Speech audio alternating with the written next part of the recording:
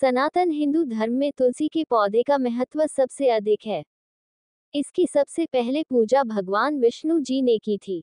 श्री हरि कहते हैं, जिस प्रकार देवी लक्ष्मी से वैकुंठ को ऐश्वर्य प्राप्त है, उसी प्रकार वैकुंठ में तुलसी के कारण ही पवित्रता प्राप्त है। पृथ्वी लोक पर जिस स्थान पर भी तुलसी का पौधा होगा, उस स्थान पर कभी बुराई का वास नहीं होगा। ऐसा स्थान सबसे अधिक पवित्र होगा। इसी कारण से हमें हमारे घर में तुलसी का पौधा अवश्य ही लगाना चाहिए। तुलसी के पास दीपक जलाने से क्या होता है, आइए जानते हैं इस प्राचीन महान कथा के माध्यम से, जो भगवान श्री कृष्ण ने देवी सत्यभामा को सुनाई है। दोस्तों, एक समय की बात है, देवी सत्यभामा भगवान श्री कृष्ण के पास आकर उनसे पूछने लगी है, स्वामी, आपने मुझे तुलसी के पौधे को जल देने का महात्म सुना दिया है, लेकिन तुलसी के पास दीपक जलाने का क्या महात्म्य है? रोज शाम को तुलसी के पास दीपक क्यों जलाया जाता है? इससे मनुष्य को कौन सा फल प्राप्त होता है? तुलसी के पास दीपक जलाने की विधि क्या है तथा दीपक लगाते समय कौन से मंत्र का उच्चारण करना चाहिए? कृपया आप मुझे विस्तार से बताइए। भगवान श्री कृष्ण कहते हैं, हे देवी, आज तुमने समस्त संसार के कल्याण की भावना से बहुत ही उत्तम प्रश्न किया है। तुम्हारे इस प्रश्न का उत्तर देने से पूर्व मैं तुम्हें एक प्राचीन इतिहास सुनाता हूँ, जिससे तुम्हें तुम्हारे सभी प्रश्नों के उत्तर मिल जाएंगे। शाम को तुलसी के पास दीपक जलाने से जो फल मिलता है, उसी का वर्णन मैं इस कथा में करूंगा, इसलिए तुम इस कथा को ध्यान पूर्वक सुनना। इस कथा को ध्यान से पूरा सुनने मात्र से ही मनुष्य को 100 वर्षों तक तुलसी के पास दीपक जलाने का पुण्य प्राप्त होता है। देवी सत्यभामा कहती है, हे प्रभु, मैं कथा को सुनने के लिए उत्सुक हूँ, कृपया आप इस कथा को मुझे सुनाएं, मैं इस कथा को ध्यानपूर्वक सुनूंगी। तब भगवान श्री कृष्ण देवी सत्यभामा को वह कथा सुनाने लगते हैं। हे देवी, पूर्व काल की बात है, दक्षिण दिशा में तुंगभद्रा नाम की एक बहुत बड़ी नदी है। उसी नदी के किनारे हरिहरपुर नाम का एक अत्यंत सुंदर नगर बसा हुआ है। उसी नगर में हरि दीक्षित नाम के एक ब्राह्मण निवास करते थे। वे अत्यंत गुणवान, चरित्रवान, धर्म कार्य करने वाले तथा वेदों के मार्ग पर चलने वाले थे। उन्होंने समस्त शास्त्रों का अध्ययन किया हुआ था। उसी ब्राह्मण की एक पत्नी थी, जिसे लोग दुराचार कहकर पुकारते थे, क्यों उसके कर्म ही उसके नाम के अनुसार थे। वह सदैव ही अपने पति को अपमानित करती थी, अपने पति के लिए कटु वचन कहती थी, पति को भयंकर दुख देती थी, पति के लिए कभी भोजन नहीं बनाती थी। उसने अपने पति के साथ कभी शयन नहीं किया, कभी उसके साथ प्रेम से व्यवहार नहीं किया। पति के मित्र और परिवार के लोग घर पर आते तो वह स्त्री उनको अपमानित करके भगा देती थी और स्वयं काम भाव से उन्मत्त होकर निरंतर अन्य व्यभिचारिणी स्त्रियों के साथ घूमती रहती थी। उसका मन पति को छोड़कर पराये पुरुषों में लगा रहता था। उसने कभी अपने पति से प्रेम पूर्वक बात नहीं की, किंतु पराये सुंदर पुरुषों के संग बैठकर बातें करती थी। पराया पुरुषों को मोहित करने के लिए सज धज कर गांव में घूमने जाया करती थी। कभी वह वन में किसी वृक्ष के नीचे खड़ी रहकर सुंदर पुरुषों की राह देखती और किसी दुष्ट पुरुष को मोहित करके उसके संग भोग विलास किया करती थी। एक दिन हरि दीक्षित ने अपनी पत्नी से कहा, हे भद्रे, तुम्हारा यह आचरण उचित नहीं है, इस प्रकार से पाप करने पर तुम्हारा हित ही होगा। इसीलिए तुम अभी से ये सब बुरे काम करना छोड़ दो। तुम्हारे इस प्रकार के व्यवहार से मुझे बड़ा दुख हो रहा है। तब उस दुराचार स्त्री ने कहा, ना जाने किस पाप के कारण मेरा तुझ जैसे भिखमंगे के साथ विवाह हुआ है। लगता है पिछले जन्म में मैंने पाप ही किए होंगे, इसी कारण से मुझे ऐसा गरीब पति मिला है। तू मेरी कोई भी इच्छा को पूर्ण नहीं कर सकता, मुझे विवशता के कारण तेरी इस झोपड़ी में रहना पड़ता है। भिक्षा मिला हुआ भोजन खाना पड़ता है, अब और अधिक मैं इस कष्ट को सहन नहीं करने वाली। किसी दिन मैं तुझे छोड़कर अवश्य चली जाऊंगी, तेरे साथ रहूंगी तो इस जन्म में भी मेरे द्वारा पापी होंगे। इसीलिए अब मैं किसी अन्य धनवान पुरुष से विवाह करूंगी। हरि दीक्षित ने अपनी पत्नी से कहा, हे प्रिय, तुम इस प्रकार के अपशब्द ना कहो। इस प्रकार से अपने पति को त्यागने का विचार मन से छोड़ दो। जो स्त्री अपने पति को त्याग कर पराये पुरुष के पास जाती है, उसका अहित ही होता है, उसे नरक में जाना पड़ता है। उस दुराचारी पत्नी ने कहा, नरक में तुम्हें जाना पड़ेगा, क्योंकि तुम कोई काम धंधा तो करते नहीं, भीख मांग कर खाते हो और मुझे भी झूठ खिलाते हो। पत्नी को दुखी और असंतुष्ट रखने वाला पति भी नरक में ही जाता है, और तुम्हारा घर कोई नरक की सजा से कम नहीं है। तुम्हारे साथ इस घर में रहने से अच्छा है मैं नरक में जाकर रहूं। इस प्रकार उस हरि दीक्षित की पत्नी ने अनेक प्रकार के कटु वचनों से अपने पति का अनादर किया और उसे अपमानित किया। श्री कृष्ण कहते हैं, हे देवी, जो स्त्री अपने पति का अनादर करती है, जो अपने पति का अपमान करती है, उसके घर में दुर्भाग्य ही आता है। पति को छोड़कर पराये पुरुष के पास जाने वाली स्त्री को नरक में दंड अवश्य ही भोगना पड़ता है।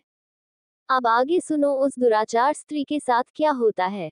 एक दिन वह दुराचार स्त्री वन में जाकर एक वृक्ष के नीचे खड़ी हो गई। उसका चित्त काम से भरा हुआ था। वह किसी सुंदर कामी पुरुष की राह देख रही थी, किंतु बहुत समय बीतने के बाद भी उस स्थान पर कोई पुरुष नहीं आया।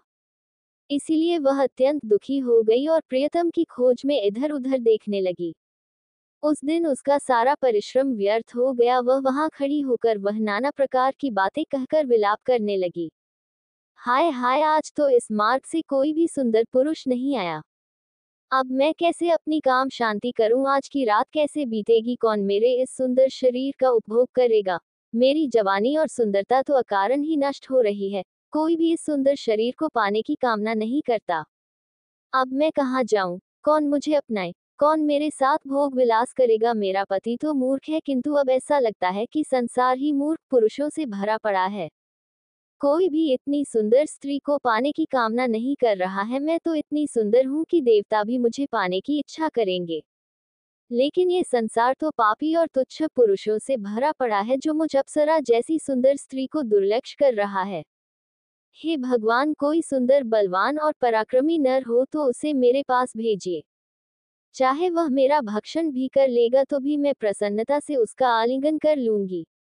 भगवान श्री कृष्ण कहते हैं, हे देवी, इस प्रकार से वह स्त्री जोर जोर से विलाप करने लगी। उसी जंगल में एक भयानक बाघ निवास करता था। उस पापिनी स्त्री की आवाज सुनकर वह जाग गया और उछलकर उस स्त्री का भक्षण करने के लिए उसके पास आ गया। उस बाघ का नाम था ध्वंस।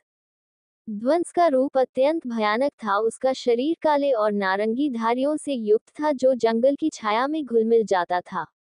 उसकी आंखें अंगारे की तरह लाल थी, जो अंधेरे में भी चमकती थी। उसके जबड़े से लंबे तीक्ष्ण दांत बाहर निकले हुए थे, जो किसी भी जीव को चीरने के लिए पर्याप्त थे। उसकी गहरी गर्जना पूरे वन में गूंजती थी, जिससे आसपास के जीव कांप उठते थे। ध्वंस की लंबी मजबूत पूंछ उसकी ताकत का प्रतीक थी। वह अपनी मांसल बलिष्ठ टांगों से जंगल में तेजी से दौड़ सकता था। ध्वंस का पूरा शरीर शक्तिशाली मांसपेशियों से भरा हुआ था, जिससे वह एक ही झपट्टा में अपने शिकार को धराशायी कर सकता था। उसकी नाक से बार बार गर्म सांसें निकलती, मानो वह हर पल अपने अगले शिकार की तलाश में हो। ध्वंस का एकमात्र लक्ष्य उन पापी और दुराचारी लोगों का भक्षण करना था, जिन्हें उसकी नियति ने उसे सौंपा था। उस भयंकर बाघ को अपने सामने खड़ा हुआ देखकर उस स्त्री के पसीने छूटने लगे। वह भय से थर-थर कांपने लगी। वह स्त्री कुछ करती, इतने में ही उस बाघ ने अपने पंजे से उसे घायल कर दिया और वह स्त्री जमीन पर गिर पड़ी। जमीन पर गिरते ही वह स्त्री चिल्लाते हुए बोली, अरे बाघ, तू किस लिए यहाँ पर आया है? मुझे क्यों मार रहा है? मैं यहाँ पर अपने प्रियतम को खोज रही थी। तू मुझे छोड़ दे। मेरा भक्षण करके तुझे क्या मिलेगा? उस स्त्री की यह बात सुनकर वह भयानक बाघ क्षण भर के लिए रुक गया और हंसते हुए बोला, हे दुष्टा, आज विधाता ने तुझे मेरा ग्रास नियुक्त किया है। तुझ जैसी पापिनी स्त्रियों का भक्षण करना ही मेरा काम है, तभी मुझे इस शरीर से मुक्ति मिलेगी। वह स्त्री कहने लगी, हे बाघ, तुम कौन हो? मुझे सच सच बताओ, तुम्हें किस कारण से बाघ होना पड़ा और तुम मुझ जैसी स्त्रियों का भक्षण क्यों करते हो? पहले मुझे सारी बात बताओ और फिर मेरा भक्षण करो।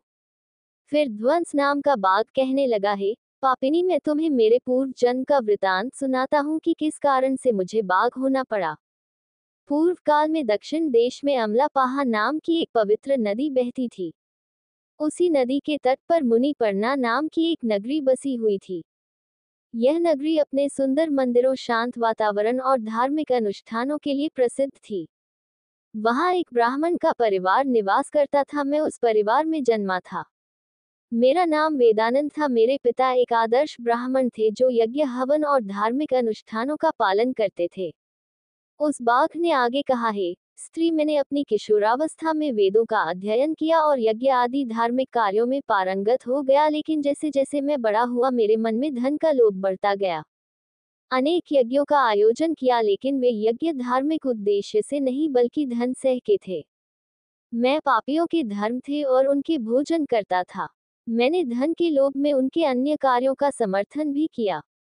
धर्म के मार्ग भटकते हुए मैंने उन वस्तुओं का दान भी स्वीकार किया जिन्हें ब्राह्मण को नहीं लेना चाहिए।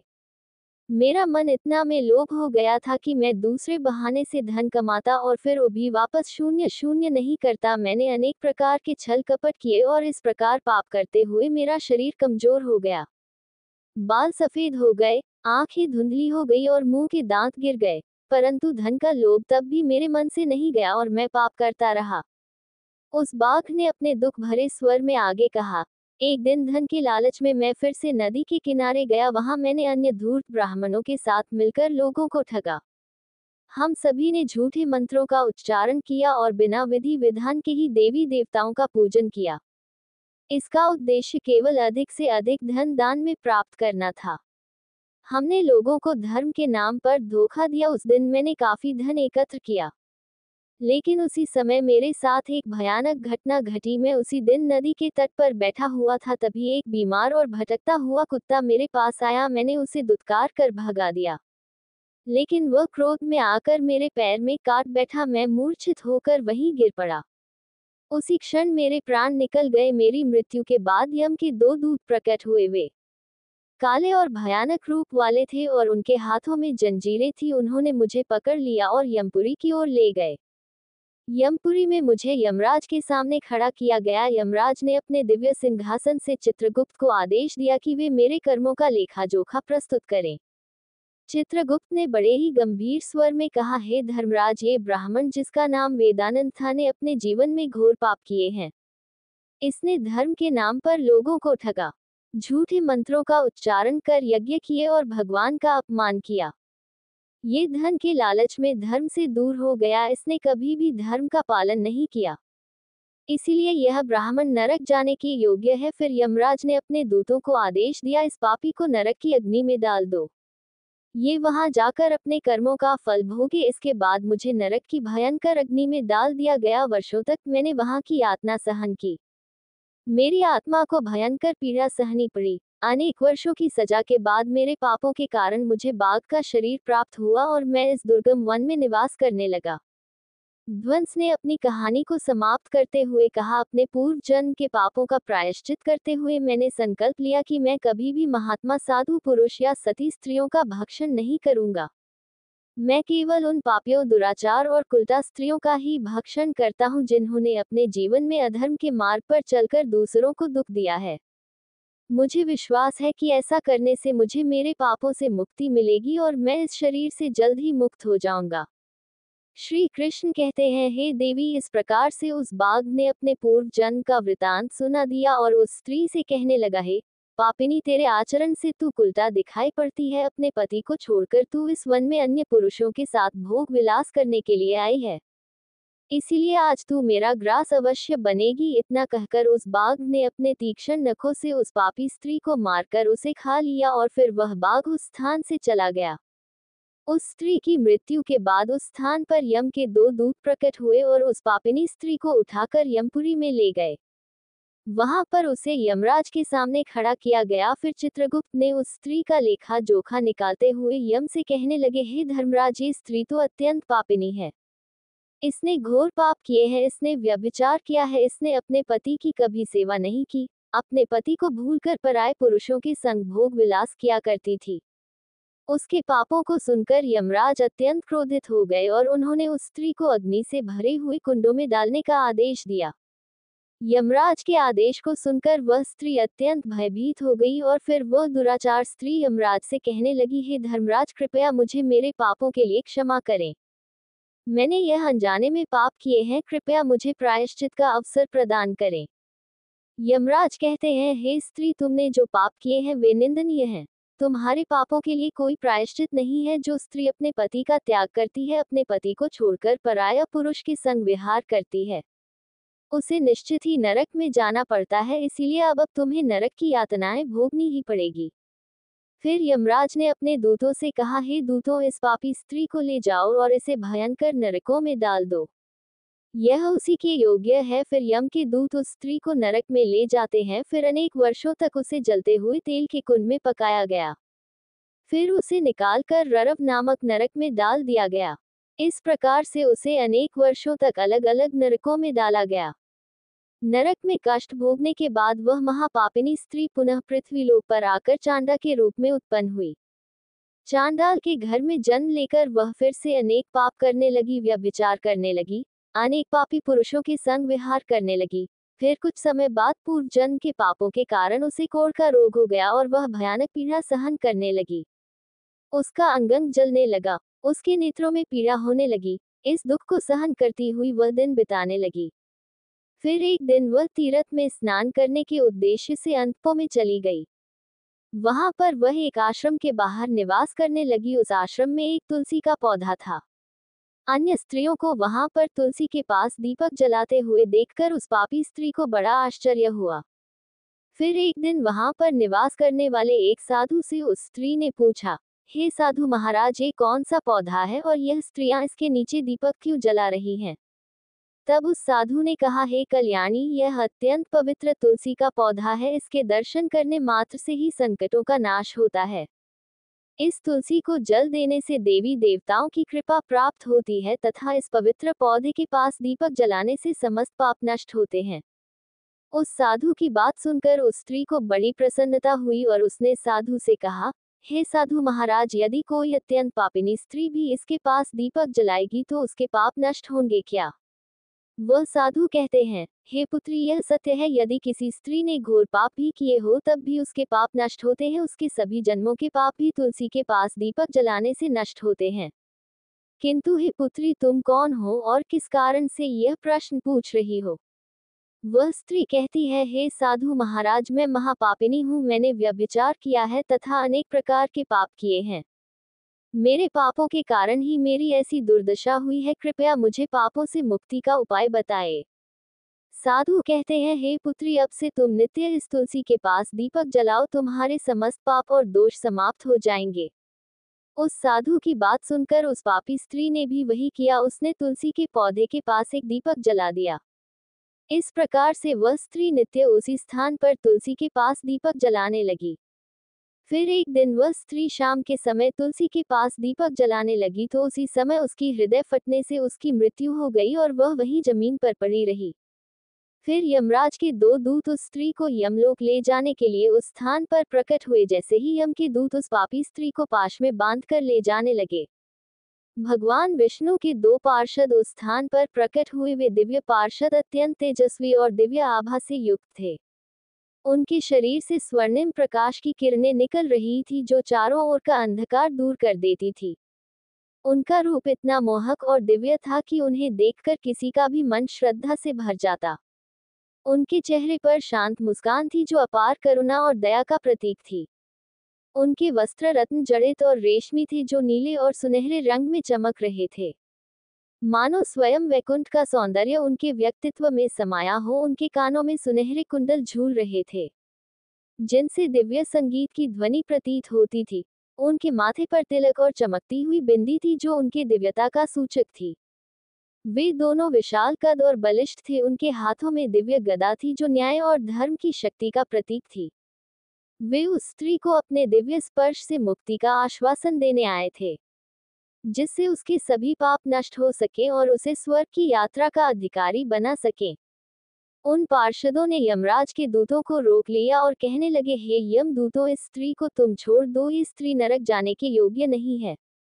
तुम किसके आदेश से ऐसा अधर्म कर रहे हो? फिर यम के दूत कहने लगे, हे पार्षदों, हम यमराज के आदेश से इस पापी स्त्री को उठाकर ले जा रहे हैं, किंतु आप हमें किस कारण से रोक रहे हो? ये स्त्री अत्यंत पापी है, इसे नरक में ले जाने की आज्ञा मिली है। ये सुनकर भगवान विष्णु के पार्षद मुस्कुराए और बोले, हे यमदूतो, तुम सत्य बोलते हो, लेकिन इस स्त्री का एक ऐसा पुण्य भी है जो इसके समस्त पापों को मिटा चुका है।